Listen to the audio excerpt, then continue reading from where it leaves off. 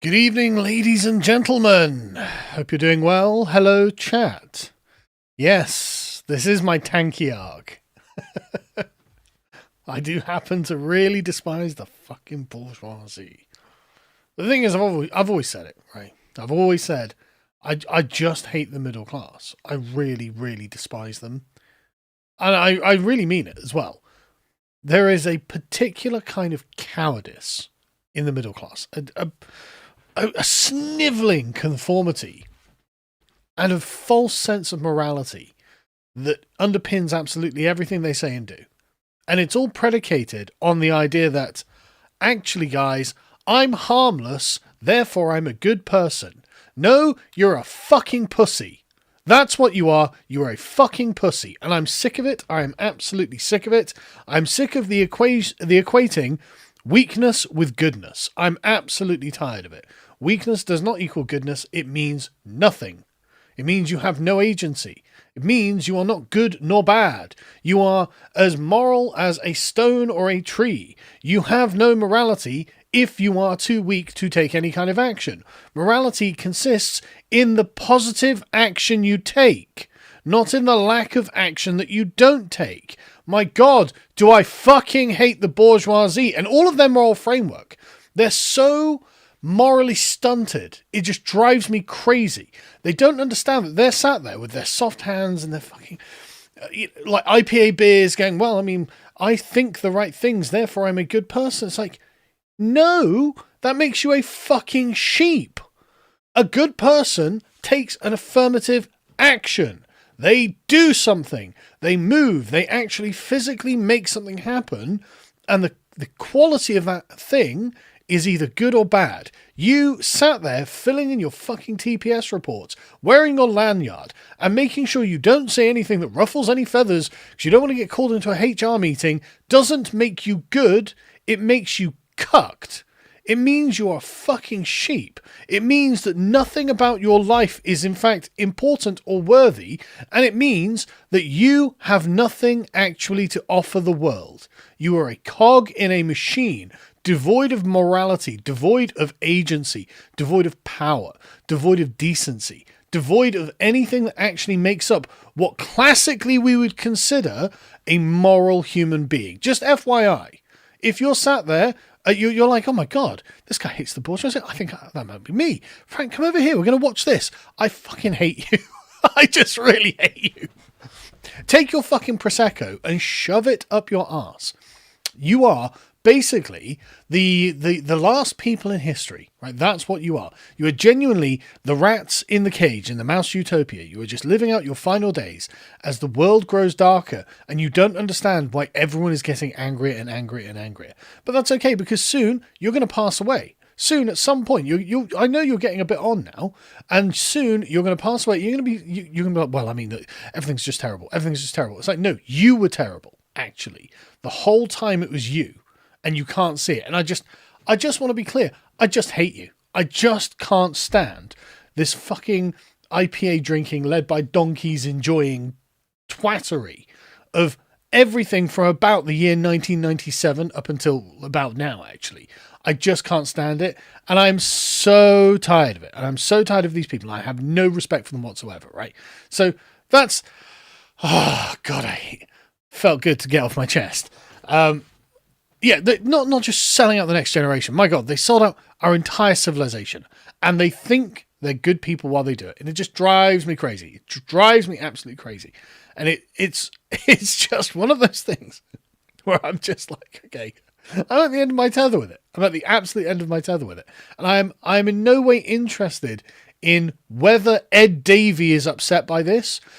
Like any moral intervention by Ed Davey is always framed in the fact that he is a fucking clown, right? Ed Davey being the perfect example of the bourgeois man. In fact, he literally said, I'm pitching my party to Middle England, which is why it's so devoid of politics, because politics requires you to take an affirmative position on something, which will literally divide you from someone else. You will have to say, no, if I have power, I will exercise my agency affirmatively in this direction, and that will cut against other people who wish to affirmatively exercise their agency in another direction. And you know what? That's going to be bad for them, but that's too bad because I morally believe in what I think. And what's Ed Davies' campaign? I'm going to a fucking theme park because I am a clown. That's what Ed Davies' campaign is. Ed Davies' campaign is the most incredible postmodern campaign you've ever seen, because it's literally politics for people who do not want to engage in politics around the dinner table when they invite their friends over to show off the nice cutlery. Right? That's what the Liberal Democrats are. That's what the bourgeoisie are. That's what the lanyard-wearing classes of this country are when they aren't being woke. And even then, what does being woke mean? Being woke means never giving offence. It means never drawing a boundary. So no one can find themselves on the outside of the boundary. They can't be like, oh, well, actually, I might be a bad person for the things I've done. No, that means bringing in everyone, unless you just don't agree, because you're not actually an immoral person, and not even immoral. You are not abnegated as an agent, right? That's the thing. If you believe that the human individual has agency, then I'm sorry, you can't really join wokeism. You have to be a victim. You have to consider yourself in some way a victim of the system or of other people or of white supremacy or of that evil right-winger in the corner, whatever it is. The point being, notice that the entire standard of entry to wokeism is the abnegation of agency. Someone did something to me, I never do anything to everyone else. It is not a moral position. It is the absence of morality, in fact. And that's why it was so fucking popular with the bourgeoisie. Because they're like, God, my hands are so soft. I don't have any agency. I don't do anything. I am the most pathetic, snivelling worm to have ever crawled on the earth. This morality suits me just fine. I love this morality. I hate these people so much. I can't stand them. And so we're going to talk about them for a bit. Because I'm just so angry with them. I'm just so angry that these are the people who get power, and not even power. I mean, they do have like administrative power. Like, they don't have power in the sense that we'd really expect it, but they have like administrative power, right? The bourgeoisie as a class has power, but they have wealth and status, and they are they occupy positions of authority, and they have the weakest wills in the world, right? They're the weakest people humanity has ever produced, and I can't stand it. And the thing is, right, I just want to be clear. The British right at the moment, and I mean literally everyone outside of the bourgeois consensus on the British right, I actually respect every single one of them, right? Now, I don't agree with everything that they say. You can go from people like, you know, quite hardline people, like J.K. Rowling. No, I'm joking. You can go from, like, you know, people. In fact, let's start with J.K. Rowling. Right? J.K. Rowling, in most ways, is like a member of the bourgeois class herself, right? You would think in all ways that she was actually just one of them, except she's shown herself not to be, right? She's shown herself to actually have some spine in her. There's some steel in J.K. Rowling, because for the last 10 years, no, probably not even 10 years, probably like the last 5 years, she has been under a relentless assault from the little whiny attack dogs of woke, the transgender movement, right? And they have been really, really horrible to her. And she has just told them all, listen, zip it, shut the fuck up, I don't care, and I'm going to win. And I respect that fucking steel, right? That is not someone from the bourgeoisie, actually. That is someone with a bit of fight in them. And I respect it. And this is why, like, literally everyone, like Katie Hopkins, Tommy Robinson, like Graham Linehan, like all of these people who have just decided, you know what, I just don't agree with all of this. Actually, I'm not going to be a sheep and go along with the consensus. I'm going to stand up and I'm going to say what I actually believe in. And I'm going to catch hell for this, but I believe it. And I'm going to stand by it. And I mean it, right? These are the people I actually respect in this country. If you are part of the consensus, if you're at the BBC going, well, I mean, I guess I agree that we should never have any agency and we should always just, you know, oh, look at the poor person there, or oh, look, that criminal didn't know any better, he's black and therefore systemically disenfranchised. It was just socioeconomic factors, bro. Whatever it is, right? Whatever the excuse that the left makes to abnegate themselves and not pass judgment, right? And that's what this is all about. I don't respect those people, and anyone who has stood up to this poisonous consensus, I think, is a hero, right? I genuinely respect, even if on a personal level I don't like them, even if their politics are something I disagree with, even if I think they're wrong on basically everything, I can respect that they stood up for it against the insufferable lanyard-wearing mob. Right? I can respect the fact that they're like, I'm actually going to get cancelled for this. And they have all been cancelled, obviously, to varying degrees. And yet they held their ground. I respect that. That is a moral agent.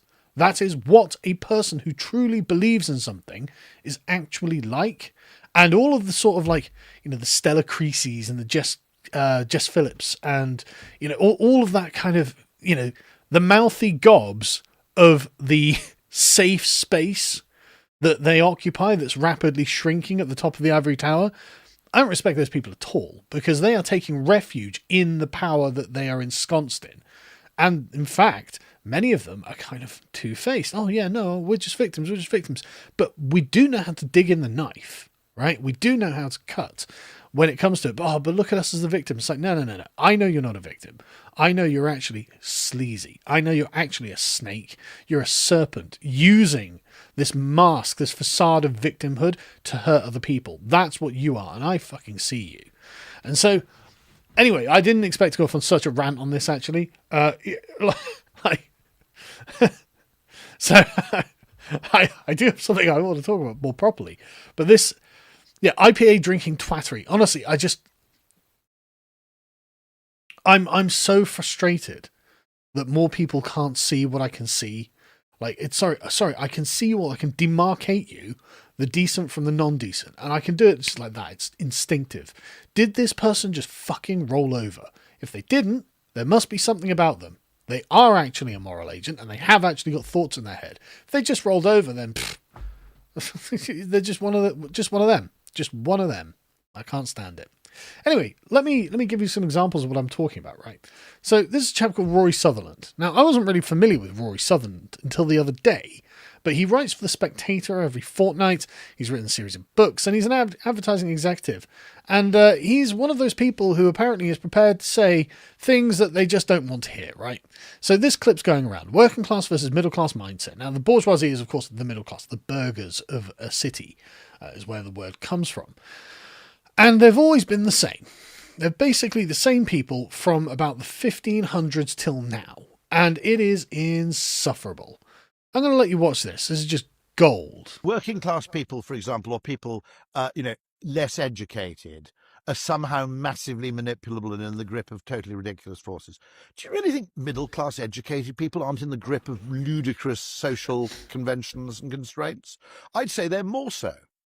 I think you get independent opinion from working class people, and you get it from aristocrats who don't give a shit. I think the upper middle class in the UK is reputationally paranoid, is incapable of expressing opinions that might get them disinvited from dinner parties. This idea that there's this weird sort of manipulation going on among ordinary people, and they're being completely misled, okay, or in the grip of demagogues, whereas somehow everybody who's got some fancy damn degree is wonderfully objective and wise. Absolute bull. Middle class people are incapable of independent thought because they're so reputationally paranoid and so fragile in terms of their careers. It's what I call, mental nudism. I always ask the question, it purely interests me, okay? How many people do you think would be naturists if there were no social constraint on the behaviour? But I'm not talking about wandering around a shopping mall with no clothes on, but at the beach. I don't know, quite a lot of people, right? The reason we don't is not because we wouldn't enjoy it, it's because of the social constraints on the behaviour or the associations. Okay, I don't know about the nudism bit, but this bit here is just so good, right? I like his point about them. So he is right that aristocrats and working class people, right, are actually independently minded, right? Because an aristocrat has his position through heredity, so you can't take it away. So it doesn't matter what he says or thinks. He can be as extravagant as he wants. He is still going to be like the firstborn son of the Lord or whatever it is. And so it doesn't matter what he does in his entire existence. His position in life is fixed. It is secure. And in a way, the same kind of goes for the working class guy, right? Because he's always going to be at the bottom of that pile. So what does he stand to lose if he has his own opinions and doesn't agree with the herd? Well, nothing, actually. He's still going to have to get up and go and labour with his hands tomorrow. And so it doesn't matter what he actually thinks and what he actually says. You need the food harvested. You need the bricks laid. You need, whatever it is that they do, the plumbing, whatever job you're talking about from the working class background. It doesn't matter what he says because he provides something essential, right? He physically does something with his hands that the middle class do not do. And I just want to be clear, I'm not in the middle class. I don't work with my hands. I have worked with my hands in the past because I've been very poor. But I'm not claiming to be a part of the working class or the aristocracy, just FYI, by the way, when I talk about all of this. And I think that's why I know what they're like so very well, actually. So the working class person doesn't stand to lose that much by his speech, right?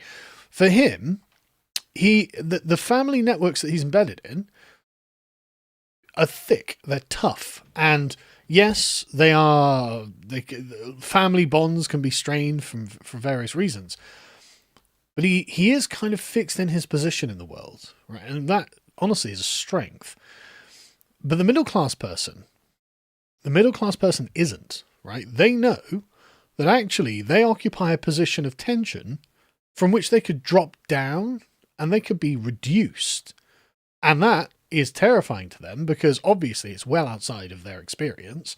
They don't want to lose their status. Nobody wants to lose status, but also it would mean a substantive change in their own lifestyles, and they've come to very much enjoy their lifestyles. Their lifestyles are very convenient, very comfortable, very nice. They get to have their little holidays to wherever they go, their fancy bloody holidays, skiing holidays, whatever it is. They go to the beach, they drink champagne, they have their dinner parties amongst one another, and they enjoy honestly, the life at the end of history. They're having a great time, and they don't want to give it up. And so what does that make them? And he says here, reputationally paranoid. This is a superb turn of phrase, and it's so true, because their status relies on the goodwill of their fellow bourgeoisie.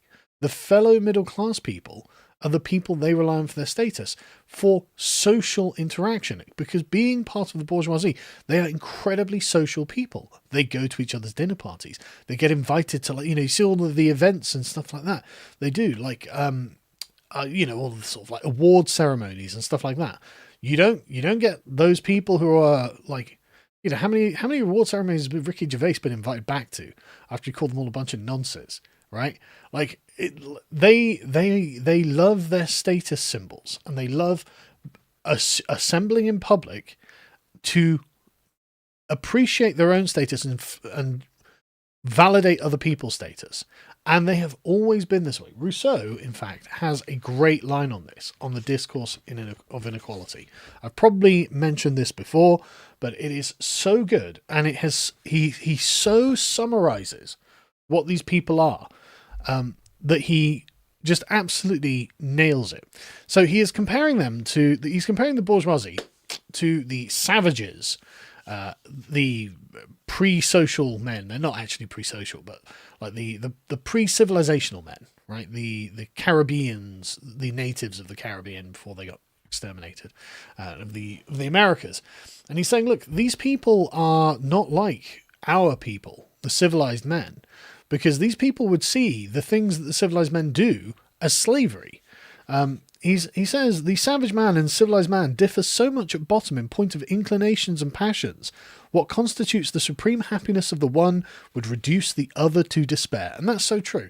Put the bourgeois man in the position of the savage, where he's got to go and hunt, physically jog, run down a prey, right? He's got to go and actually physically craft a spear or whatever it is, and light a fire or whatever it is with his bare hands. And man, the average middle class person would rather fucking kill themselves, right? But then you put the savage in the position where he has to drudge to his last minute. Nay, he renounces life to acquire immortality. He cringes to men in power whom he hates, and to rich men whom he despises. He sticks at nothing to have the honour of serving them. He is not ashamed to value himself and his own weakness and the protection they afford him. He is proud of his chains. He speaks with disdain of those who have not the honour of being partnered in his bondage. Now think of the average BBC journo, right? They fucking hate the rich. Or not just BBC, but just the average journo.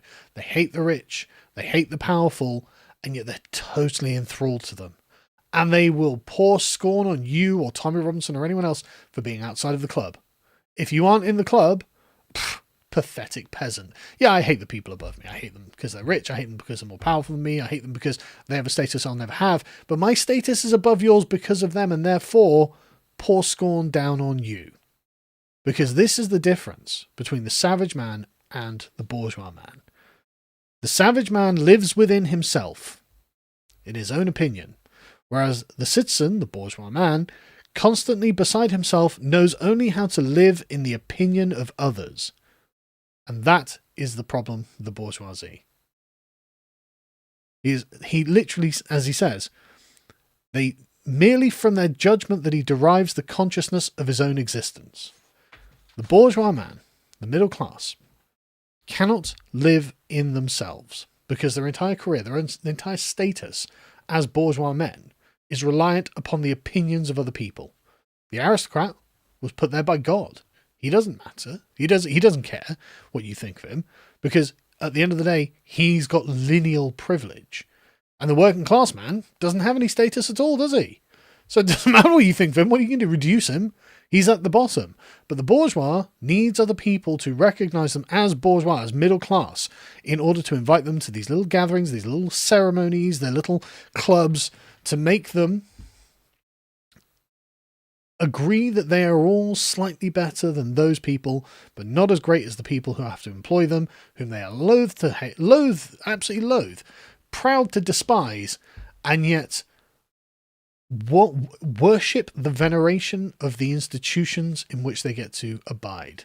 Right? These people are, honestly, they're the most cowardly, pathetic people in the world.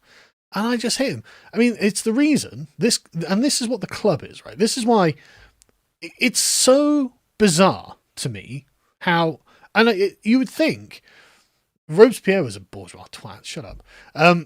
You would think, right, after 1 million people were brought out into the streets by Tommy Robinson, Elon Musk, the richest, most followed man in the world, broadcasts in to Tommy's rally to talk to him for like 30 minutes. So it's not even like a 5-minute thing. It's 30 minutes, right? In front of 1 million people in the street, let alone God knows how many millions online watch this. And yet not one newspaper has done an interview with Tommy Robinson. Not one. How is it that the BBC can justify to themselves to not interview this person? Zach Polanski is on TV all the time. He's, 12% in the polls, and he's got a party of 80,000 people. Okay, great. Tommy can literally mobilize millions. But you don't want to hear from them, and yet you do want to hear from goddamn any middle class left-wing person on the earth can get a spot on the TV. And the reason is because Tommy is not in the club. He is, no matter what his economic status is, or his fame is, he is coded as working class. He is coded as low status to them. And so they are coded, intrinsically hard-coded, to go, he is essentially a threat to our status. If we recognize him as an equal, or even as a superior, then we threaten losing our own status in society. And so no matter what he does, no matter how much he shows that he is the mainstream, his numbers obviously are dwarfing. You look at his Twitter numbers, he'll post them regularly, and it's just like, oh, I got 1 billion in this month or whatever it is. And it's like, Jesus Christ.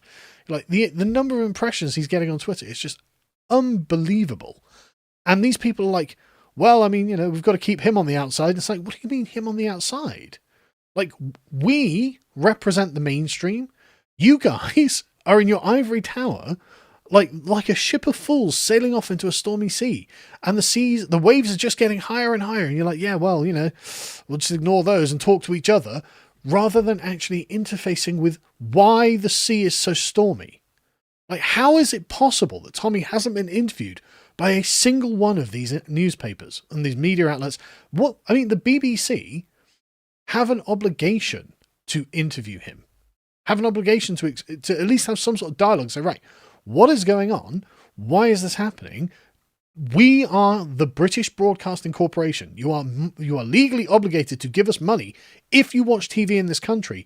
Therefore, are we not morally obligated to represent everyone in the country? You'd be like, okay, well, we need to make sure that, we've only got a certain number of hours in the day, so we'll have to choose those things that are kind of important. It's like, okay, well, this guy got like 1 million people out in the streets.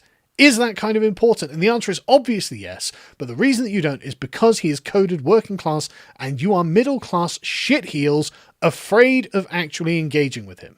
You need to be interviewing people from the rally on your shows. Get Tommy Robinson on Question Time. He has earned it. He deserves it. He should be heard, whether you agree with him or not. And yet you're too afraid because the bourgeoisie are fucking cowards. They're just nothing but cowards. And it's this conformity that drives me crazy, right? So I was watching this clip earlier. Why does Keir Starmer really want digital ID? And at no point in this, at no point whatsoever, is the concept of civil liberties brought up. They bring up how, in fact, it's about 2 minutes in. I think we'll watch a bit of it, just because it is just so archetypal of how the lanyard-wearing bourgeois women are acting. Behind the policy come from a report by Labour Together, the think tank that we've all heard so much about, that they published in June, that was looking at how digital ID cards could solve not just the illegal immigration challenge, but all kinds of other things as well. And some of the answers to these questions are in that report, although they haven't been communicated at all by the government. To start off with, on the smartphone question, I went on the gov.uk website and they actually have a sort of answer to this, which is, what will you do about digital inclusion? Yes. And the answer is they're going to have a consultation about it. And they are thinking very carefully. They are aware that not everyone has a smartphone. They're aware that not everyone is tech savvy. There will be a consultation about alternatives. One possibility is that people will get a physical card if they want to opt into that, as opposed to having it on their phones. One option, sort of a way of thinking about it, is it's less a card and it's more a big digital centralised government database. And if you're registered appropriately on the system, whether you have the app or you have the card or not, somebody can check that you're and on there, look you up. So it's kind of more of a So it's a bit like when you go to hospital, you conceptual. don't really need your NHS number because they have details about you on their system without the number, kind of thing. Yeah, but the number is the kind of thing that links you to the database. Although one of the things this is meant to do is join up your NHS number, your passport number, your driving licence number, your tax number, your national insurance number, like all of those Which things. brings us nicely on to that next question about, what's the real reason for this measure? Because actually I've been speaking to people at Labour conference who know a lot about policy, who've said the worst argument for national ID cards is the reducing illegal immigration one. It's actually far more useful in terms of a joined up state. I mean, I just cannot believe what I'm hearing. Like, you, in any other time or place, if someone's like, right, I would like the state to have all of the information about society. I would like it to be in as centralized as humanly possible. So, I mean, if it was in previous eras, it would have been done by paper, but it would end up sounding like the Soviet Union if you were to describe what it is they actually want to do. And yet these two middle-class, bourgeois, cowardly, amoral women are suddenly going, well, I mean, actually the immigration thing is actually not the most persuasive argument. Turning the state into a nightmare totalitarian dystopia is the most persuasive argument. It's almost make life so much easier. It's like, I mean, have you not thought, like, the question of civil liberties just disappears from their minds entirely? Because as far as they're concerned, Keir Starmer is the avatar of bourgeois man, right? And he really is.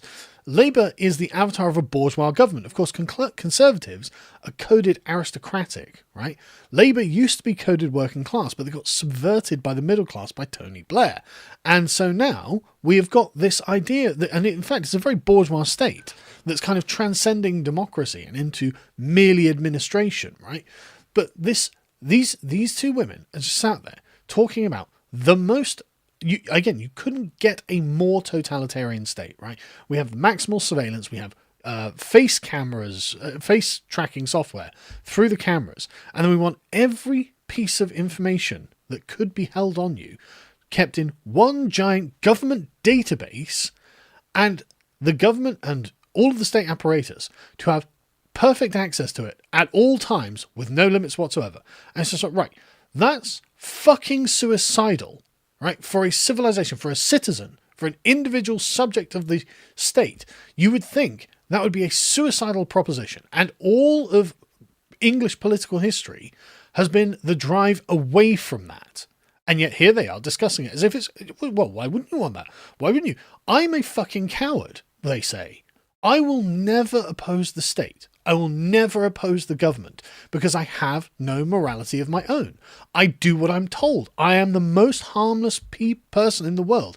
I'm the most harmless creature to have ever walked God's green earth. So the tyrants in charge will never see me as a threat. So why would I be worried about them having dystopic control over my entire life? The ability to intercede in transactions that I make is something I want the government to have, because they'll never intercede in one of my transactions because I do exactly as I'm told all the fucking time, and I 100% support the government. It's like, wow, you are the most... You are lower than a worm. You are genuinely lower than a worm. A worm has more agency than you do. It is absolutely disgusting that the idea of civil liberties just hasn't come up. You just, what do you mean civil liberties? We are all subjects of the bourgeois state. And it's like, no, I'm sorry. I'm just done with this. I am absolutely done with this. This is just unacceptable in all ways. In every time and place, this is an unacceptable proposition. And the fact that these middle-class women are okay with it just makes me think less of them and the entire middle class by extension. Right? This is unacceptable. And at least, and this is one of those things. Someone's like, dislike the video. There's no point. It's hidden, isn't it? But this is one of those things that even the Liberal Democrats were like, we do have a doctrine on this, don't we? Yeah, we've got a dogma. I hate to do it, guys, but we're going to have to be like, yeah, we're not really for digital ID. And the thing is, in this, they're like, so it's just like the NHS, when the NHS got your information. Okay, bro, I don't know how to put this, but the NHS can't fucking arrest me, right? The NHS has no power to knock down my door in the middle of the night and fucking arrest me for what I tweeted, right? And this... Twitter patrolling is the most bourgeois thing you could possibly do, right? So you'll notice that Russia, they only arrest something like it's in the hundreds. I can't remember exactly how many it is. I think it's in the hundreds. Maybe it's a couple of thousand a year, right? Because they are a tyrannical gangster state. And so Putin is like, well, obviously the journalists have to be locked up. A couple of them are going to disappear, blah, blah, blah, because I don't want them being an institutional structural threat to my hegemony here. Right? And you think, okay, yeah, that makes sense. But actually, sharing opinions is actually a lot worse, because sharing facts, that's bad for Russia, but sharing opinions is way worse for the bourgeois state. Because, of course, if all of their worldview is based in the regard people have for one another, then yeah, crossing those lines threatens the entire system. Like, it imperils everything. It's not just like, one of Putin's gangster henchmen gets revealed as being corrupt or something and then gets taken down by a court or whatever it is, right? No. It is the entire bourgeois class. If you are allowed to do hate speech or xenophobia or racism or whatever, all the categories, right? If one of those is allowed, and this is why the transphobia issue is actually so important, if one of these categories is allowed, it throws into doubt the very nature of the bourgeois censorship machine. Actually, there doesn't have to just be a consensus on absolutely everything. Actually, it doesn't have to be that we are only valued by the shared opinions that we all have. And this is why they're constantly calling for unity as well, fundamentally. Like, they can't stand the idea that there are essentially rogue ideas and factions running around in society with people who don't care about other people's opinions. Like, I don't care about their opinion of me. I just don't care about their opinion of basically anything. And that's why I am a savage to them. And they treat you like a savage. They think that if you have an affirmative and agentic moral view of the world, then you are in fact a bad person, because what the point of morality to these people is to become utterly harmless, completely harmless. And I'm sorry, I'm just not, I don't think I'm harmless, actually. And I don't consent to being harmless. I don't think this is actually something that makes people good, like I said at the beginning. And this whole moral, or absence of moral, this moral void that they exist in, because they are the bourgeoisie, because they are living in each other's opinions, they are fundamentally social creatures. And so your reputation matters, right? Reputation above all. Now, I actually don't think about my reputation. I never really have, which is probably why I've been, smacked in the face a bunch of times by the press. But it's not something I personally am very concerned about, because I've always been like, well, I don't necessarily work with my hands, but I kind of do, if you know what I mean. Like, I'm not reliant on other people for my income or my life, or, I mean, I am reliant on you guys, but like in the way that I feel like I'm laboring, right? I don't know how to describe it. I read a lot of books. I make videos. This to me is all labor that I do on my own. And then I put it on the internet and numbers happen. But like, I'm not in a room with people. I'm not embarrassed in front of people, and I'm not embarrassed in front of people very often anyway, even when I'm with people. But they're very concerned about that kind of thing. I mean, I don't go to dinner parties, for example. So that kind of thing doesn't bother me at all. And so I feel like I labor. And so I feel like I'm actually living in the mold of a working class person in my mind, right? I work, I do my research, I come to my conclusions, I make my videos, I make my arguments, and then I don't really care what people think of those arguments. And it's not that I don't read my comments. I do read my comments. But it's not because I want, like, I'm like, oh, a validation. I read my comments in case someone's like, no, you've made a mistake here. And I back in the beginning of my career, I tell you what, man, I learned a lot from my fucking comments, and I still do, but like, I make fewer mistakes these days because I've got more degrees now, frankly, because my education's all been done in public, right? But I'm sure I make fewer mistakes now. But I used to learn a hell of a lot, and people were like, no, chap, watch this bit. You've got to, pick yourself up here or whatever. And that was so useful. And I still read my comments to this day for that reason, looking for people who are like, you got this wrong, so I can fix myself, so I can self-improve. But these people, for them, it's not about self-improvement, right? It's about making sure that the people around them are all in agreement with them, and that they have the consensus. They need the consensus. Like, if you look at the British right, like, very few people actually really properly agree with one another, right? Like, we're all, as far as I can tell, a lot of us are genuinely quite friendly towards each other. But there is also a lot of disagreement. It's not really that important. Like, it's okay to disagree. Like, I can disagree with whoever on whatever subject and agree with them on a different subject. And even if I disagree with them on anything, I could probably still go for a beer with them, right? It doesn't actually matter that much whether we agree politically. But for these people, it is the very essence of their entire class that they all politically agree. It's the very nature of what they are separate to the working class. It's what validates them. It is what makes them feel human.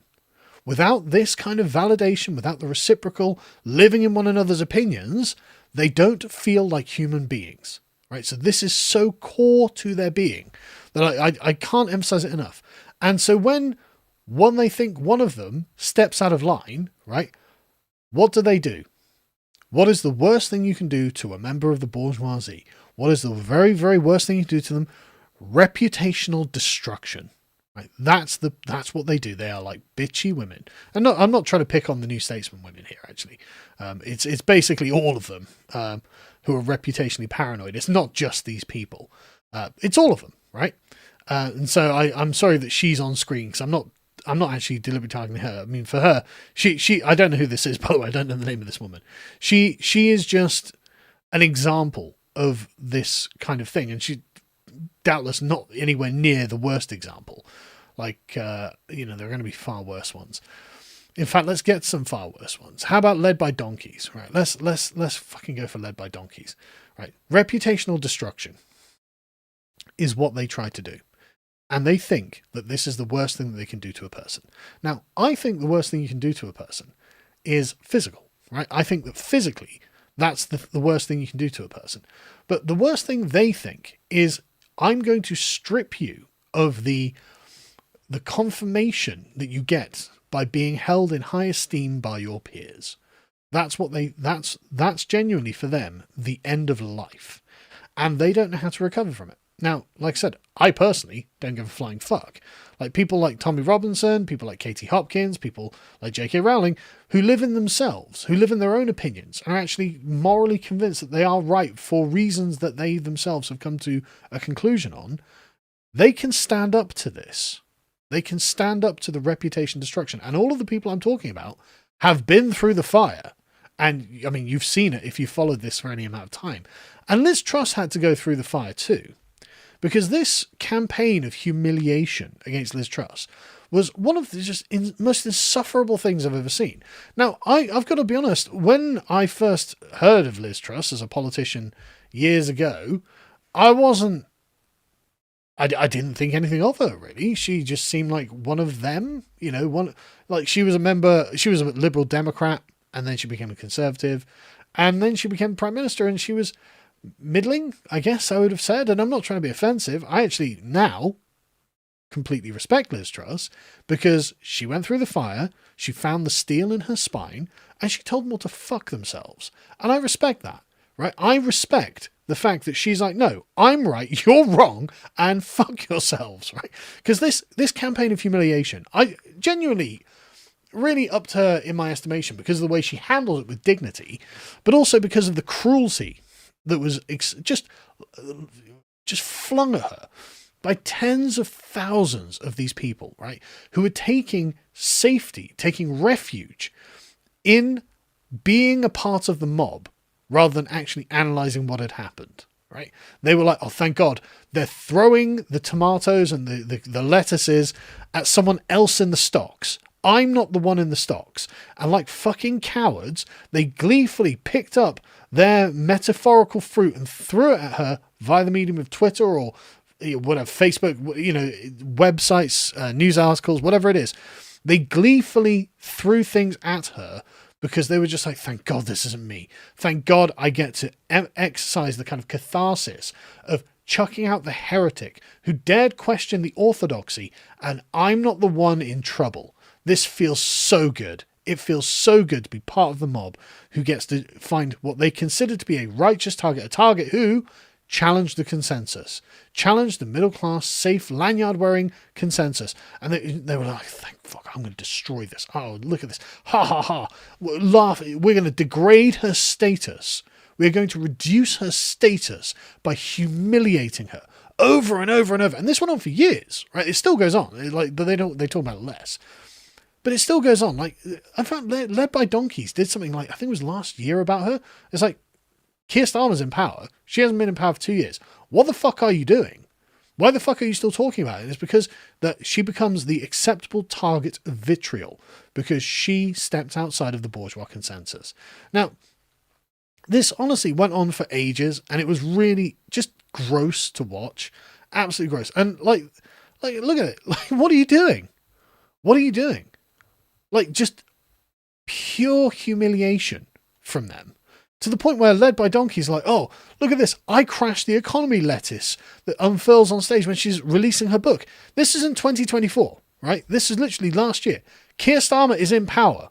Liz Truss has not been in power for 2 years, and yet they're still banging on about Liz Truss because she became the acceptable target of the middle-class hate mob. Right? That's what it was. And so they were just like, right, we can continue this campaign of bullying, of reduction, of humiliation, of shame at Liz Truss because she is an acceptable target to us. But the thing is, and oh my God, I fucking hate it, right? So, I mean, like in any other time and place, like, a woman being bullied by a bunch of men would actually have, I don't know, maybe upset some feminists. Maybe Jess Phillips or Estelle Creasy might be like, there is a gender dynamic. No, nothing of that. Because, of course, it's all about the in-group and the out-group. These are middle-class bourgeois white women. Therefore, they agree with the orthodoxy, like these guys. Liz Truss has just stepped slightly outside of it and said, look, I think we need to do things differently, chaps. And right, send the attack dogs. Send these fucking... look at them.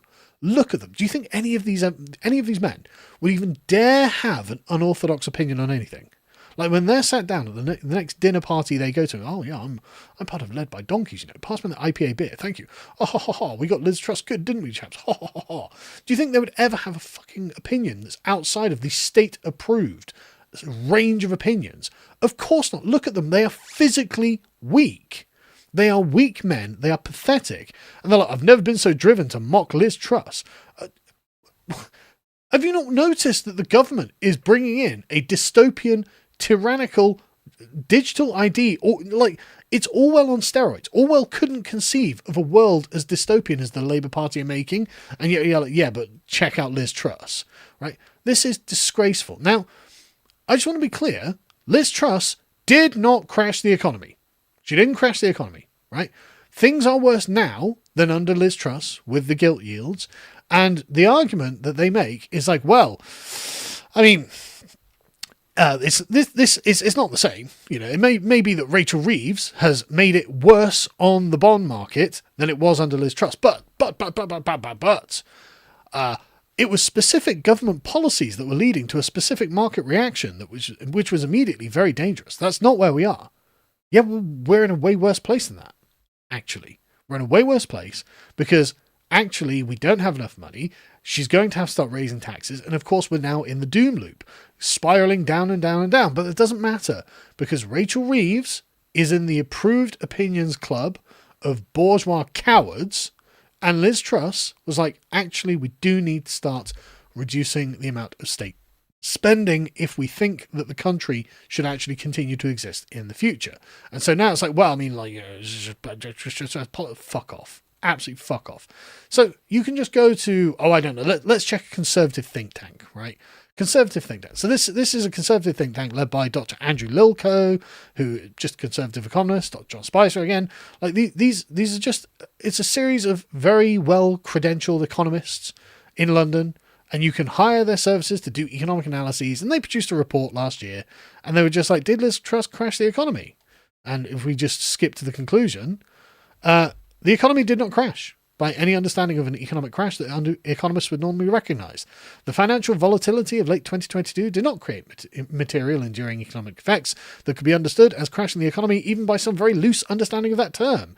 Even in the respect of the financial period of volatility itself, which was manifestly not crashing of the economy, it is implausible that the mini-budget played a significant role other than as a component of a trigger. The crisis was demonstrably not a sovereign debt crisis. Rather, it was the consequence, perhaps even a consequence of what was inevitably going to occur at some point, of the normalisation of interest rates in an inflationary environment given the liquidity vulnerabilities of the LDI pension funds. I'm not an economist. I don't know what that fucking means, right? But the point is, a bunch of professional economists are like, well, the economy didn't crash. So why are these fucking shitlibs constantly saying the UK economy crashed? Because they don't know and it doesn't matter. The facts of it don't matter. The hyper-reality of being in the bourgeois social club, the absence of morality to be included in that group is what matters. It doesn't matter that the economy didn't crash. It doesn't matter that what they're saying isn't true. It doesn't matter that they are bullying a woman for trying to do the right thing. None of this matters. What matters is recognition from their peers as being as morally absent as the rest of them. That's what matters to these people, and I fucking hate them for it. I fucking hate them. And I swear to God, right, it's just insufferable watching, say, the New Statesman podcast. I was watching this today because it came up in my the autoplay that comes around. I was listening to this podcast aghast. Fucking aghast. So of course, right, they end up talking about Liz Truss on this podcast. And they're like, ha ha ha. Yeah, it was fun mocking Liz Truss. It's like, what, do you think it was fun for Liz? Do you think she was having a great time? Where literally every bourgeois prick in the country was just literally just humiliating her on a daily basis for months, for years on end. Do you think that was fun to you? Was it right? Okay. Because actually I don't think that looks very fun, right? I actually think that looks horrible. And that actually seems really cruel. And I actually don't think, I don't do that. I don't do that to someone. I don't think you should do that. And I don't like. I even if someone does something that I think deserves it, when everyone is piling on, I guess I'm that one person who's like, okay, I don't want to just be a part of the mob, but also things are very rarely just cut and dried in that way, right? They're very rarely like all of one thing or none of another, right? Like, so, you know, I in that circumstance, I tend to find myself wanting to play devil's advocate just because I don't like that kind of polarization fundamentally. But anyway, right? They have a good laugh. I mean, you'll see the lettuce on the table there, but that's actually there for a point in this podcast, because in this podcast, 3 years later, they're like, well, we were humiliating Liz Truss because she was right. We were going out of our way to reputationally destroy her because she was correct, and it made us all look bad.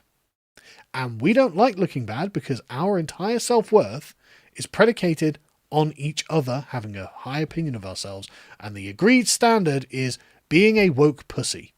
And Liz Truss was like, not being a woke pussy, actually. You know, if you're not being a woke pussy, then we as a cowardly gang of vipers will come and stab you as much as possible, bite you with our poison fangs.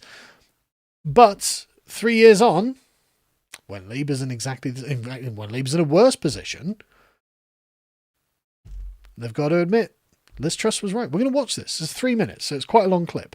But honestly, just think about this. So the Bank of England had for a long time been planning to do quantitative tightening, which is the reverse of quantitative easing. So quantitative easing is buying bonds in order to push up their prices, and quantitative tightening is selling bonds, which obviously, you know, the more supply you have into a market, that is going to affect the demand and therefore the prices paid. Now, the Bank of England had been planning to do this for a long time.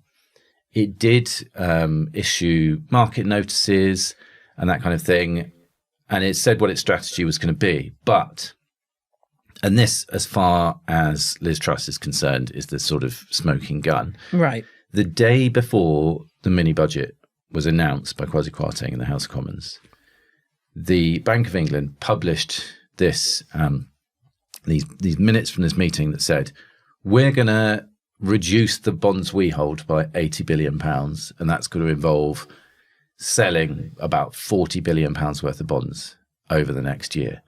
So the market is hearing three things. First of all, the government is going to sell an unknown but probably pretty chunky amount of bonds to the market in order to pay people's energy bills, or some of them. It's going to sell £72 billion worth of bonds to the market in order to pay for the tax cuts that they had planned. But then also the bank is going to sell £40 billion worth of bonds to the market to get rid of them in case it needs to do QE again, and just to get its assets back down. So should it be the case that the bank should be allowed to kind of go first with that announcement? Should monetary policy come in front of fiscal policy? Good That, fucking question. I think, is where, if Liz Truss has a point, that is probably where the point is. Oh. You know, she was voted for, you know, by Conservative members, but she was also, you know, she was the Prime Minister of an elected government. Yes. Whereas, you know, how many people in this country could name the governor of the Bank of England or describe Great what question. he does? You know, so I think there is a problem in this story that has built up around the phenomenon of the lettuce and all the fun everyone had with, you know, the destruction of Liz Truss's political career. Oh. This fact So of, much fun. you know, should it be the case that the plans of elected politicians can potentially be sort of allowed to collapse by the other technocrats within the government, you know, and to what extent is that something that needs clearing up? You know, to what extent is it a democratic issue? Yeah, I totally agree with you about that, because there were a lot of people on the left who sort of delighted in Liz Truss's downfall. And, you know, you even speak to that campaign group led by donkeys who humiliated her at her book launch. But now they're sort of suffering from it in the same way, aren't they? Because the Labour government it seems to be hamstrung by this sort of fear of the bond market's reaction to any policies that it wants to introduce, including things that would require sort of a lot of spending and a lot of borrowing, interventions in the market, things that Liz Truss was actually trying to do. Yeah. So there's an irony there, isn't there? Because maybe the real villain is the way that, that setup kind of ties the hands of politicians, even prime ministers, when they're in power, which is one of Liz Truss's critiques. Hello? What are we saying here? What we're saying here is that Britain is in the grip of a major constitutional crisis, where a non-governmental organisation has the power to overthrow prime ministers, and what the bourgeois lanyard-wearing cowardly class did is laugh at the person, destroy the person that the bank unseated. Your fucking response was to lean into what you perceive to be the locus of power and say, ha ha, you deserve it for challenging them. What did you think you were? Prime Minister or something? What do you think you were? Elected? Do you, like, the idea that this guy's, it was Conservatives that voted for her. Okay, but this is a structural, systemic issue that has thrown our country into a constitutional crisis, and you fucking cowards 3 years later are like, yeah, well, I mean, she did have a point. She was correct. This is actually a question of civil liberties. If you care about such things, this is actually a question of the very nature of the relationship between the individual and the state. But I mean, like we saw with the the digital ID segment, these people can't imagine that they will be on the receiving end of it because they are too weak and too cowardly. They're such slugs. They will never accomplish anything. They will never go anywhere or challenge anything. But the thing is, don't they realize that, in fact, the state is not infallible, right? What if they're on the receiving end of someone who just doesn't like them, who just decides, actually, I'm just going to use the state maliciously against you, or, God forbid, an administrative error that just locks you out of everything, that just does whatever it wants. Or maybe one day the bankers have decided, actually, we just don't need you anymore. Actually, we're just going to follow whatever Tony Blair's plan for the technocratic Gaza is. And we're just going to strip away all of these things. And we're just going to reduce you to serfs. And you're weak and you're compliant and you'll never do anything about it. So why would we care about your opinion? And we take away the luxuries that you thought you were permitted until that point. You don't worry about that in future. You don't worry about any of these things. And you don't worry that maybe one day Nigel Farage, or like, let's say Nigel Farage is really hiding his power levels when he's going to win the next election. What happens when he gets in and actually is like, actually, the one thing I can do is legislate. I'm going to legislate the shit out of the Bank of England, whatever it is, and just any of it. The quangocracy. I'm going to destroy what Liz Truss calls the blob. I'm just going to destroy it all. And I can do with legislation because it's the one power basically they have left. And what happens then? Or what happens when Nigel Farage takes over and starts installing all of his guys in these positions? Do you want a dystopian technocratic state that has access to absolutely everything in all places and all times, led by radical right-wingers? Are you worried about minorities? Are you worried about transgenderism? Are you worried about immigrants?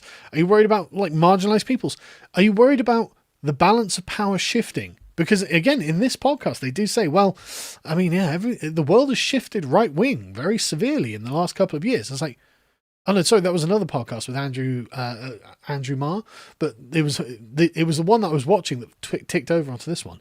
But he's like, yeah, the world's shifted really right wing. I just can't explain it. It's like, yeah, but aren't you worried that you've set up all of these powers for the radical right wing, and they'll use them against you? Like, you've got no foresight. Foresight is for people who think for themselves and come to their own conclusions. You are a creature of consensus. I mean, look at this guy. Can you imagine him? Like, this is the closest he can come to standing up against the consensus. 3 years later, he's like, well, Liz Truss is right, and actually we're in a constitutional crisis, and, don't crucify the messenger, right? But this is in the wake of Andy Burnham being like, yeah, okay, actually, what was the exact words? We've got to get beyond this thing of being a hock to the bond markets. And everyone's like, no, Andy, that would crash the economy. The received wisdom is it would lead to a Liz Truss meltdown. So we've covered this. There was no economic crash. They didn't crash. It's just bond yields went up or whatever it is. The amount we've got to pay on debt basically increased. Okay, that sucks. But that happens every fucking day anyway. Like, that's another day ending in Y. That's already way worse where Reeves is. So it's not like we're not talking about something honest. What we are talking about is you guys being afraid to go against the received wisdom of the lanyard bourgeois coward class. That's what this all is. You are a bunch of fucking cowards, and you are driving our country into the ground through your cowardice. And I'm so sick of it. If it was totally irrelevant, right? If this was basically like, I don't know, you know, something like something that had no effect on basically anything, like a local kindergarten would go under or something like that. But like, okay, that sucks. You're gonna have to choose a kindergarten that isn't run by these women, you know, like that it wouldn't bother me. I'd be like, okay, that's grim. You know, why are you being such weird cowards about things? But whatever. But it's not. It's the national economy. It's the entire country, not just the economy either. It's every aspect of the nation is going under because of these people. And I'm just so sick of their attitudes. I'm so sick of their cowardliness. I'm so sick of their cringing, fearful lives. I'm tired of them. I just call an election, man. Just call a fucking election so we can get what needs to be done over with. Right? I'm so tired of these people being politicians that they will accept. And of course, you know, I don't want anyone to misinterpret this. Everything must be done by the ballot box. Okay? We can still win by the ballot box. And I realize there are going to be people who give me hell about that. I don't care. I'm fully committed to democracy because I genuinely believe that actually we can vote for a right-wing party, and if we get just 350 patriots in, then it's over for them. Right? It's over.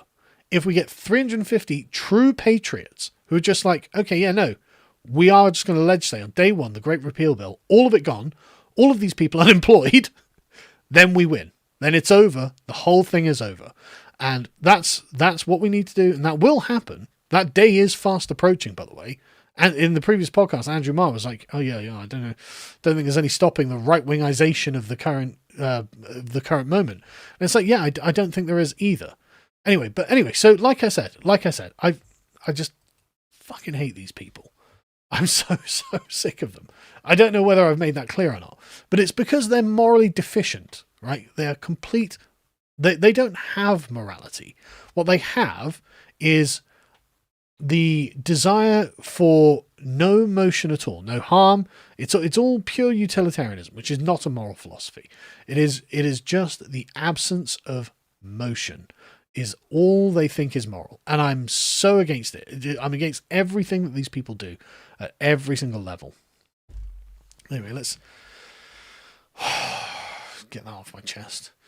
Like I've had that bound up inside me for such a long time now. I'm so tired of them. It's just like very, very angry.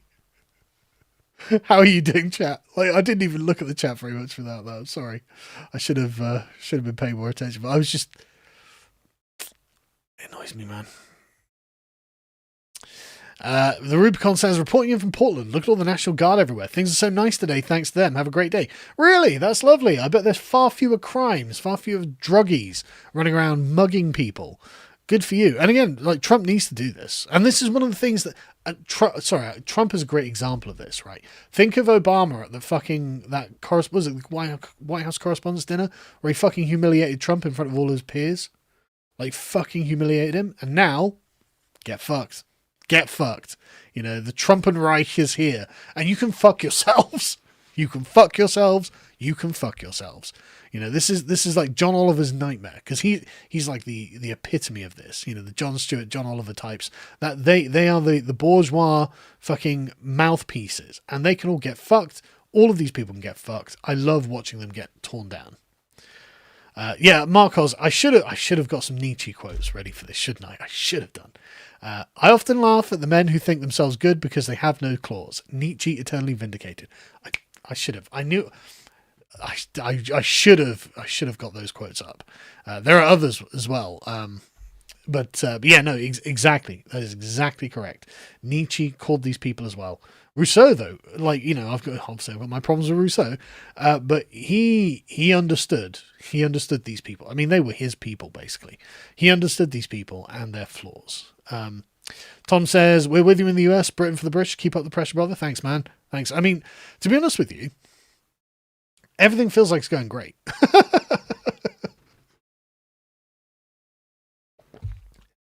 The lanyard-wearing, cowardly bourgeoisie look like they're under siege from all angles, right? Like, there's the radical right, the radical left, the economic pressure, the immigrants not doing as they're told. Like, Keir Starmer's like, please don't go out and protest Jews after the murder of a Jew. And the Muslims are like, hey, fuck yourself. We're going out to protest. It's like, oh, how's the client groups going, Keir? You keeping them under control, are you? No, of course you're not. Like, and Keir Starmer represents the end of this form of politics. He's the end of it. And it's great to see. It's really great to see. Like I said, I genuinely feel like things are going in the right direction, whether they like it or not. Any plans to come over to the States again? Yeah, of course. Of course I'll go to the States again. I'm going to Australia soon. At the end of this month, I'm going for the First Fleet Forum. So it's about an hour north of Sydney, or 2 hours north of Sydney. And if anyone's in Sydney, let me know. Anyone got a podcast or anything, let me know, because I'll be staying in Sydney for like 4 days before going on to it. So let me know. Greg says, our boomers were spoiled in the 60s, sellouts in the 80s, corporate cronies in the 90s, warmongers in the 2000s, and terrified in the 2020s. Let's make them irrelevant in 2026. Well, the thing is, a lot of these people aren't boomers. A lot of them are older Gen X or older millennials. It's a class issue rather than a generation issue of this. Our Rob or Ross says, as a niche reference, what I'm hearing is you really want a craft IPA. No, I don't like them. I like Carling, to be honest, as my beer. I'll go for the weak piss Carling. I don't tend to drink beer though, because I don't drink much anyway, right? I very rarely actually drink. I don't mind a beer. I do like a beer, but one of the things that bothers me, and this is going to sound really gay, is they've got loads of calories in them. When you're in your mid-40s, you are fighting your weight all the time. You are just non-stop fighting your own body's inclination. Your body's like, look, man, we're old. Let's just get fat. Let's just get fat. You're old. You can do it. You're married. You've got 4 kids. Why don't you just get fat? You sure you don't want to just get really, really fat? Wouldn't it be nice to be fat? And I'd be like, oh, fuck you, man. I just don't want to be I just don't want to be fat. I'm trying desperately not to be fat. And so someone's like, yeah, there's 200 calories in a beer. And I'm like, fucking hell, man. That's like a Mars bar, or it was before shrinkflation. I don't know. I can't. I'm not a big drinker anyway. And it's genuinely the vanity of it. My wife's always like, why are you trying to lose weight? I love you as you are. And I'm like, yeah, but darling, I'm not doing it for you.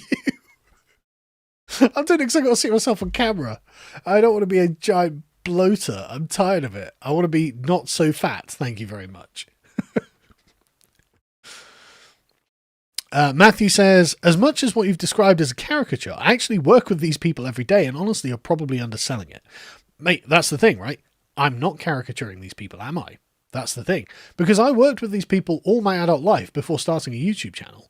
I come from this class of people where it's just you are not allowed to rock the boat. And I'm sorry, but that's how you lose sight of what is actually true or false, as we can see right now, in fact. And as 3 years later, the Spectator are like, Liz Truss was right. We're in a massive constitutional crisis. The Bank of England controls our entire country, actually. And the government is basically pinned in position, lest the Bank of England leaks ahead of anything they want to do and ruins their chances. So yeah, I'm aware that I'm probably underselling it, but I'm absolutely describing these people accurately. And the thing is, they'll know it as well. Jake says, I like IPAs. I'm blue collar working class. Yeah, okay. The IPA thing is more of a stereotype. You are allowed to like IPA beers if you like. But it's stereotypical. They're most definitely weak and wouldn't be able to pick up a hammer and help rebuild anything. Yeah, this is the thing, right? Because I've got no manual skills. I've done manual labor, but it was never skilled labor, right? So if I need something repaired in my house, I don't know how it's done because I've never actually been trained to do it. But if I can, I've done manual labor like packing boxes and stuff. I used to pack bananas in a factory. I was 19, 20, something like that. I can't remember how old I was now. Just before I went to university. I used to pack bananas in a factory, which was shit. I worked in a St. Ivel factory in Wootton Bassett as well for a month, which was shit. So it's not, it's more about technical skills I don't have. The boomer generation of elites and even some millennial elite class have screwed over the younger generations who have spent and pissed away all of our wealth and left us with nothing. Again, this isn't a generational thing, because a lot of the people I'm talking about will be younger women, like in their 30s, and in their the ones in their 20s as well, but it's the 30s and 40s women and the weak men who enable this, who will also be part of this. Again, this is not a generational thing. And there are boomers who just do not give a fuck about other people's opinions. So, you know, it's genuinely a dispositional thing, right? Matthew again says, I don't know many Gen Xers who support wokeness, but they never fought to defend tradition. They just ceded control to zealot millennials. Yes, that is the flaw of Gen Xers. But again, this isn't a generational thing. A lot of these people, the problem with Gen X is that a lot of them are actually the IPA drinking shitlibs. Because a lot of them, while they're not necessarily woke, they also are just kind of absconded from morality, right? The Generation X didn't set an affirmative moral position outside of themselves. And so, yeah. David asks, when debating Islam, surely we must start with the fact of the Quran tells Muslims kill people like 109 times. Why bother debating Islam? I'm not in any way interested of in a religious discussion with Muslims. So if you believe that, okay, fine. But I don't, and I'm not interested in having it out. Ian says, it's the lumpen secretariat you despise, not the Marxistly defined bourgeoisie. First things first. The term bourgeoisie, as our good friend Jean-Jacques Rousseau points out, vastly long predates Marx. And no, it is the bourgeois class. It is the class, because this is another thing. This is another way that they hate Tommy Robinson, because they are the men of the rules, the men of consensus, the men of inaction. They despise the working class for actually having the temerity to stand up for themselves, right? And if you're a working class man, and aristocrats have the same thing, right? But the working class and the aristocrats want to defend their own honor, right? They consider themselves to have honor, irrespective of some other guy's opinion, right? And so if someone slights them, they will stand up for themselves and they will physically fight it out. Whereas the bourgeoisie would never even fucking dream of it. What they would do is the very feminine-coded reputational destruction. They will go and tell people, that person's bad. And suddenly, you get scorn poured on you from all of these lanyard-wearing pricks. And it's like, yeah, no, I'd rather you come up and have a fight with me. Okay, I'd rather have it out here and now than do what you do. And so this is why I can respect the aristocracy. I can respect the working class. Can't respect the middle class. Can't respect them. John says, completely unrelated, today in my local park in Texas, there is a Hispanic heritage celebration. People in Aztec costumes. The black Hebrew Israelites have a booth. I hate the modern world. I mean, to be honest, that sounds kind of funny, doesn't it? But yeah, fuck off. Patrick says, St. George's flag is still slaying dragons, I see. Yeah, it's been good, isn't it? Cameron says, I agree with your frustrations. The ruling class looks timid from the outside, and it's because of comfort. When comfort becomes priority, conviction and vision becomes dangerous. It's eerily similar to the late Roman Republic. Yeah, it's really similar to Demosthenes as well. He's got a great Philippic, I think it's like his third Philippic or whatever it's called, where he's lambasting the Athenian aristocracy for not taking the threat of Philip seriously, because they're like, well, here in Athens, we can all form this kind of bourgeois agreement by consensus, and Demosthenes was brave enough to stand outside of it, and they hated him for it. And yet he was right on everything. He was absolutely correct on everything that he was saying, and so it is. And doubtless the same thing happened in the late Roman Republic. So it's just remarkable how this is just a feature of civilization. Lars says, when I was in high school, a lot of my friends were socialists. They're all sons and daughters of what passed for middle class in the small town. Yeah, of course they were. Of course they were. I'm going to skip a couple that basically repeats of what's already been said.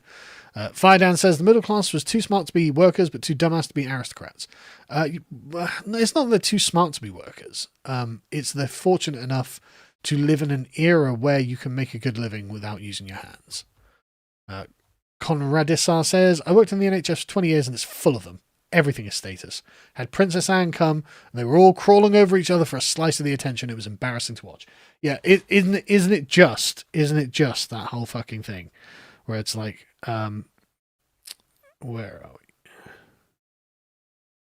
we? what was that bit where he cringes to men in power whom he hates, and to rich men whom he despises. But he sticks at nothing to have the honour of serving them. He's not ashamed to value himself and his own weakness and the protection they afford him. He is proud of his chains. Honest, it's so fucking true, isn't it? Like, they venerate status above them. If they think someone is above them, they're like, oh my God, that guy's so great. And yet they hate the rich. They constantly go on about the people above them in such negative terms. And you are right, Contrasta. It's embarrassing. Like, have some fucking dignity, man. You know, like, when I meet people who are clearly far richer and more famous than me, and often more powerful, I just try to act normally. Like, I try not to be fawning. In fact, I don't even have to try not to be fawning. But it's just, just be normal. That's all you have to do, is just be normal with people, and they'll like you for being normal, by the way. Firedan says, this is literally how Orwell described hierarchy in 1984. The middle will always want to be the top, and so will use the bottom to do so. Yeah, this is the thing. They use pouring scorn to reduce someone's status as a way of securing their own status. This is why they love. This is why when in that podcast she was like, "Oh, we all had fun laughing at Liz Truss." Yeah, you had a great time reducing Liz Truss's status from your place to. I mean, and there's nothing more than they love than tearing down an idol. Like they like the Prime Minister, man. If they think they can get their claws into it, oh God, it feels so good for them to do it. It feels so good, especially if that Prime Minister represents an existential paradigm shift to what they're doing. Right? They like these guys had such a fucking hate boner for Liz Truss, which I just don't understand. Because it's not like Liz Truss wasn't like coming out like as a radical right winger. She was just like, look, we need to shrink the size of the state and reduce taxes a bit, or else the country's going to go under. And they were like, fuck me, she is basically a Nazi. We're going to ruin her. And it's crazy how like non-offensive Liz Truss was up until that point. Right, that's the thing. Liz Truss was genuinely not any more offensive than literally anyone else.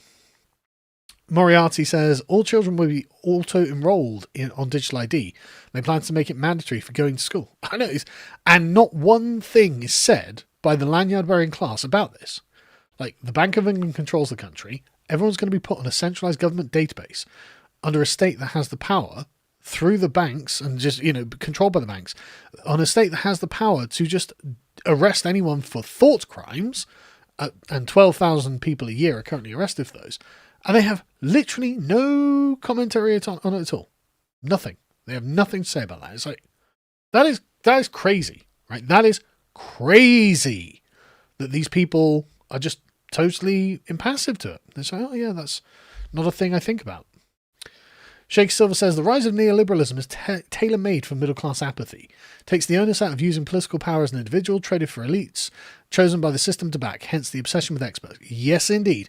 Remember, everything about this is self-abnegation. It's like, I don't have to think about this at all. I can just offload my opinions to the expert classes. And if the experts come to a consensus, well, I know that Dr. Fauci was correct. Yes, he may well have said the exact opposite yesterday, but I took him on faith then, and I will take him on faith now, because the science changes, and I change exactly with the science. It's like, well, then it wasn't fucking science, was it? It was fucking false. It was wrong. It wasn't true. It didn't describe an accurate account of reality. Therefore, it wasn't actually science you were doing yesterday. You were fucking lying. Anyway.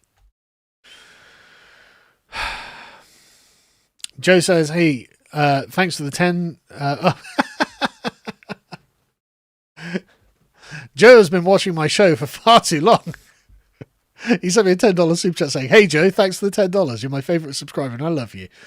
You should watch Nick Freitas. I don't think I've heard of him, sorry. But yeah, thank you, man. Steel Manning says, how long before the Met starts arresting or finding people for simply disliking Labour videos on YouTube? Well, I mean, I was going to say it'll never come to that, but do I know that it'll never come to that? I don't. So I don't know. Fred says, Carl, I'm a father of one, practicing making more, good man. And I owe you a thank you. You encouraged me to learn more about British history. You're going to go down in history as a legend. Okay, thank you. Well, I mean, I think the best I can really hope for is a kind of Robin Hood figure. But that would be great, to be honest. I'd be very happy to be remembered after I'm dead as a kind of Robin Hood figure who stood up for the normal person in the country. who actually doesn't want to be tyrannized by the government. Like, that'd be a lovely thing to be remembered for. Why do you think your middle class is very lefty while America's is very evenly split? To be honest with you, I don't know if America's is very evenly split. I think what America has is a kind of hidden aristocracy, which is quite evenly split. But I think your middle class is probably quite concentrated in the cities, probably quite lefty as well. So Cameron says, I just want to say you'd make a very good MP/minister. You have a great ability to dissect abstract issues and communicate it clearly. Well, that's why I did all the philosophy degrees. That was what they were for. But thank you. I appreciate that. I tell you, it's been a lot of work. You know, I'm not like tooting my own horn either. It's been a lot of fucking work, a lot of fucking reading. But this is why I'm doing it, to be able to actually properly understand what's happening. Because, man, everything is so screwed at the moment. Everything is so screwed.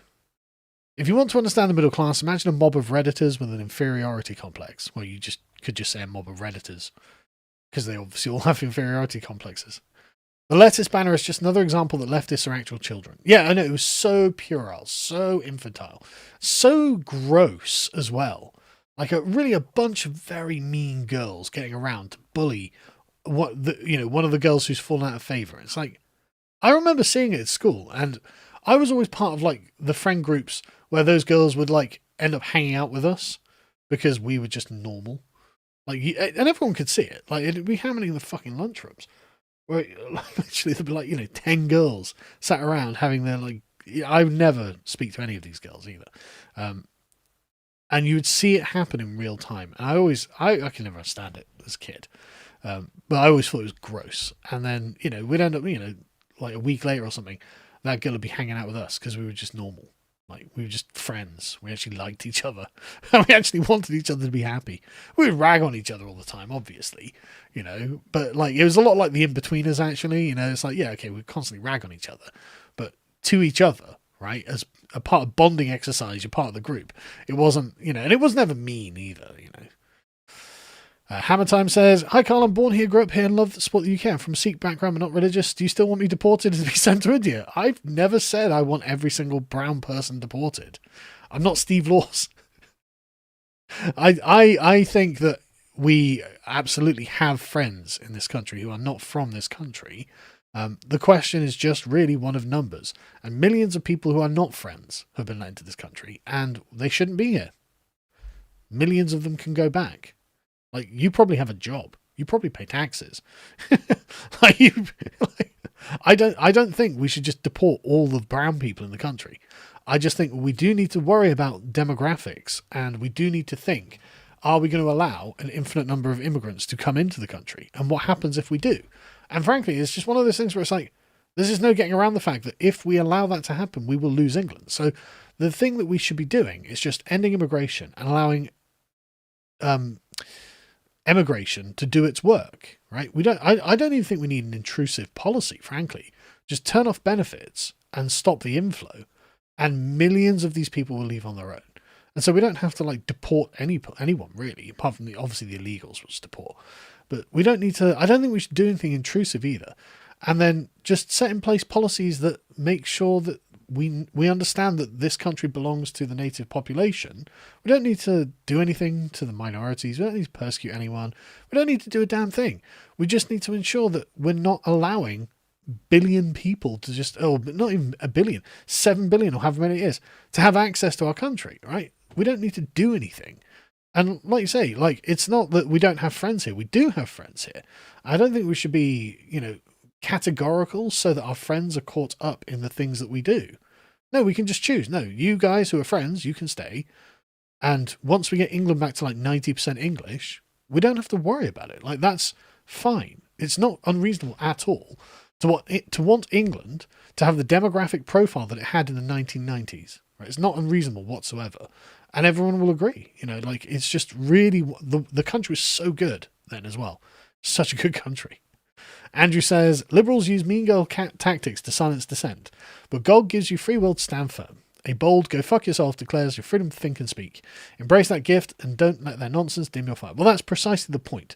And that's why, like I was saying at the beginning, I respect everyone on the British right, because most of them, in fact, I can't really think of any of them, who haven't been through the fire, right? They've all been notables in some way, most of them anyway, who have decided, no, actually on this, I think this, and I don't care what the consensus is. And whether I agree with that or not, the fact they're prepared to stand there and take the heat and tell all of their peers to fuck themselves, I can respect them even if I don't agree with them. Originally, we weren't supposed to wear face masks. Face mask wearing became left-wing because it's visible, so that it had to. Exactly, it was about... Then this is the whole point of virtue signaling, is to show the rest. No. I'm one of the good people in the in-group. Trust me, I'm as compliant as I could ever be.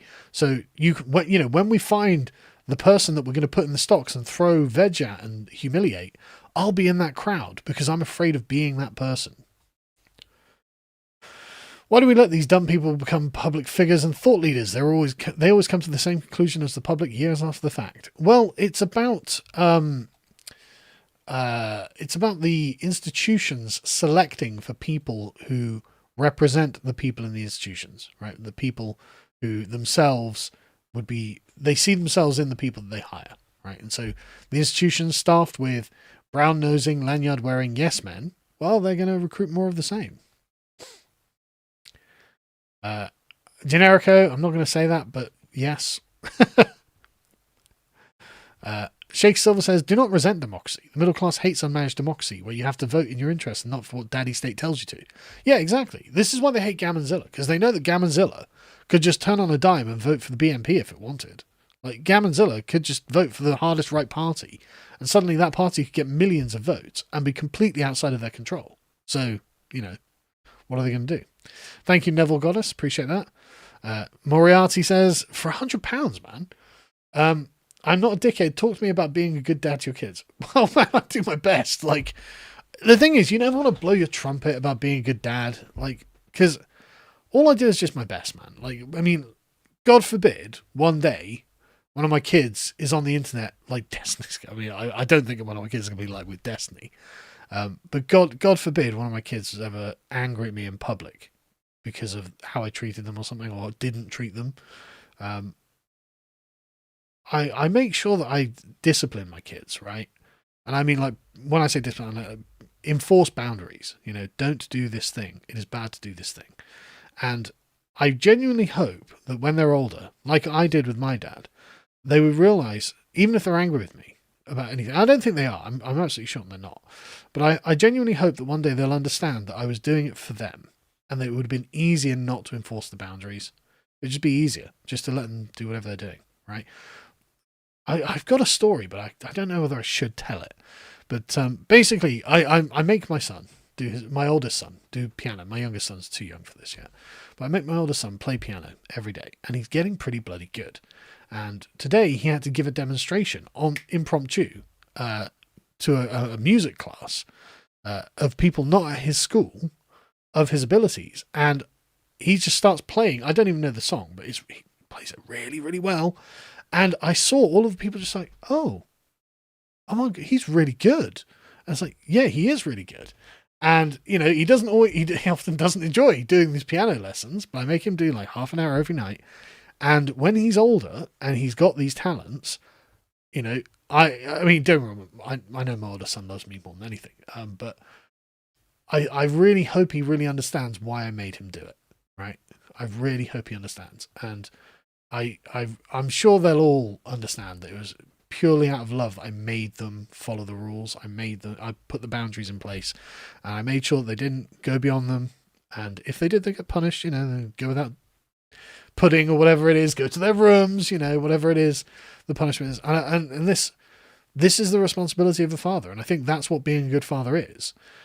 Obviously I'm, as loving as I can be with them. I give them kisses and cuddles all the time, and I take them for bike rides and go out places, and I do all of that. But like, that's easy to do, right? Because that's the fun stuff. It's really difficult. It's hard to imagine being a dad who doesn't want to play with his kids and spend time with the kids, because it's fun. It's just fun to play with your kids and to give them love, to give them cuddles and play games with them. It's fun to do all that. Take them out and whatever. It's hard to do the hard stuff as a dad, and the hard stuff is setting rules and enforcing them. putting up boundaries and enforcing them. But I'm very confident that when they're older, they'll totally understand and they'll thank me for it. Thank you to people who are just donating because they say thank you for all the work. I appreciate that. Broman says, and Moriarty says, being a good father is being the bad cop. I don't think the good cop, bad cop is the right way to frame it. Being a good father is being the person of last resort, the person to whom authority ultimately is invested in and has to be responsibly handled, right? You're the strongest person in the house. In most cases, you're the highest earner in the house, so you control the money. You have the presence that your wife just doesn't have. You have the voice. You can't just call it up on command either. It happens when the dad voice comes out, and every dad knows what I'm talking about. When it's something that's dangerous for them, and you've told them, don't do that, and suddenly there's a hardness and volume in the voice that your wife just cannot summon. It's not about being the bad cop. It's about being the arbiter and being the kind of the king of the family. So being like the judge and the executioner at the same time, the judge, jury, and the executioner. You've got to occupy all of these roles, and you've got to make sure that justice is properly delivered. And they have to understand that, like, they have to know the rules in advance, which obviously they do, and they know when they break them, and they know that the punishment is proportional, and they know what they did to deserve the punishment if and when they get one, right? So it's just something it's a fine balancing act, but you have to think about it. Broman says, I'm beginning to suspect that Sargon may have negative views of the bourgeoisie. I can't put my finger on it, but it's a sneaking suspicion. Yeah, I know. Tell me, right? Tell me. Weebekin says, packing bananas is an honourable profession for a proud African man like yourself, Carl. Yeah, I know. It's just coincidence that I found myself doing it. What are my feelings on the rise and resurrection of Nick Fuentes? I think he's kind of earned it, to be honest. There are a lot of people who don't like Nick, obviously. But I actually don't mind him. I don't watch his show because I don't watch any shows, but I'll see clips of it going around. And he's funny, he's charming, he's a great talker, he's gay, but, nobody's perfect. Come at me, Nick. No, I'm joking. But, I think he's done a lot of hard work, actually, recently. And he represents a genuine perspective that I think he represents a lot of Zoomer men, right? Who are disenfranchised by the system, have been raised in a feminist system, and they're not happy about it. And he represents their position well. So I'm not really against it, to be honest. I don't mind him. Did you know that Vietnam just froze 86 million bank accounts until the owners produced digital ID and biometric data 21st September? I did not know that. I'm going to put that into my browser and look that up later.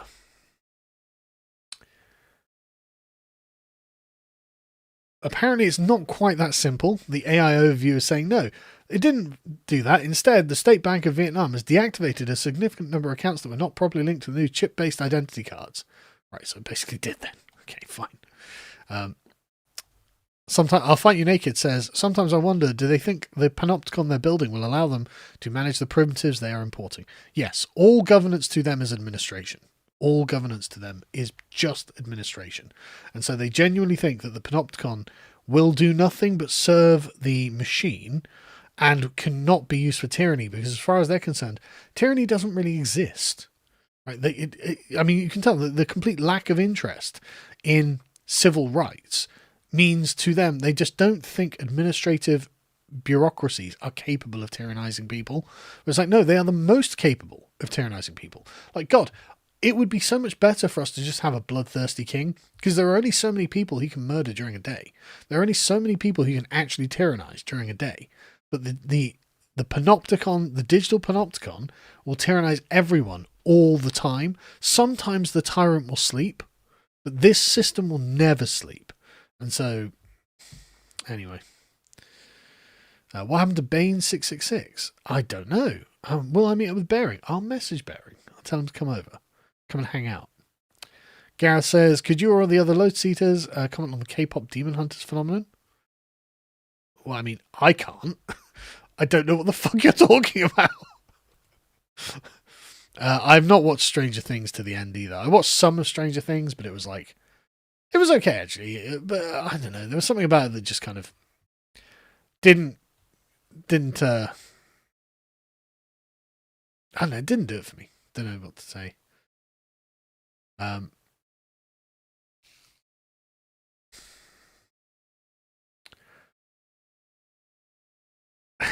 Check the Nut says, I'm 50 minutes behind. Learn a trade, you dunce. You won't regret it. Yeah, I kind of want to do woodworking, actually. I know that sounds weird, but I fucking love woodworking. I could watch woodworking videos for hours. I just think, but it'd be nice to have made something at the end of it as well. It looks like a fun process, and I love the smell of worked wood. When I was in school, and you're doing shop or whatever. I can't remember what they call it in Britain, engineering or whatever it was. But I used to love working the wood. I used to love the smell of the chippings of the wood. So enjoyed that stuff. I'd kind of like to do that just for the fun of it. You beautifully polished and stained wood. It's gorgeous material. I'm going to skip a couple just because I'm getting a bit knackered now and I'm going to go to bed. Got church tomorrow. AA said Farage's best tactic was to goad Starmer, and he has.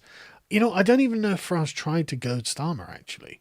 I think Starmer just has imprinted on Farage this kind of anti-system energy and totemic energy on Farage. And because Farage doesn't really fulfill the criteria that Starmer is using to attack him on, or at least if he does it very reluctantly. And yet, Starmer's leaping at him like it's Trump himself that he's dealing with. And it's like, okay, well, that's not Farage. But at the end of the day, Farage is probably going to have to rise to it whether he likes it or not.